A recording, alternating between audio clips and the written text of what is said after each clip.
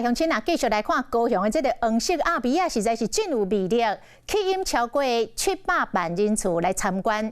也毋过，坐轮椅的朋友讲，伊嘛想要去看这个可爱的阿比亚是真为难哦，因为爱河周边的路口伤夹，人行道阁无法度去哩，因爱驶路，甚至爱驶去哩大路顶，真危险。也阁有这个无障碍的通道有空徛，轮椅会卡入去，一个无小心就会并且滑倒。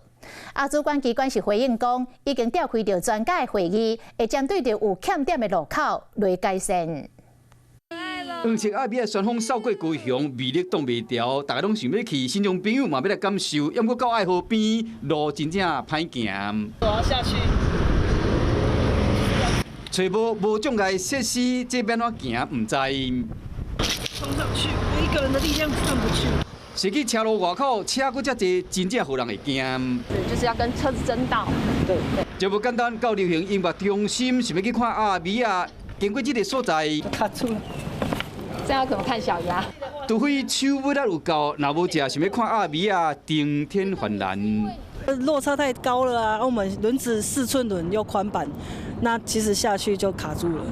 轮椅族的反映，爱河边的道路设计真无友善，伫建国河东路要过车路真危险。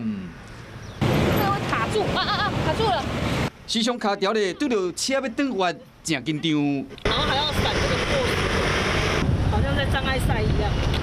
人行道伤悬，为了要爬起驶去到车路市区的重要道路，路面拢坎坎坷坷，为好车挡掉咧。这问题好新疆朋友真困扰。主管机关是回应讲，会开专家会议，会针对确实的路口进行改善，要让这轮椅族行的环境更加友善。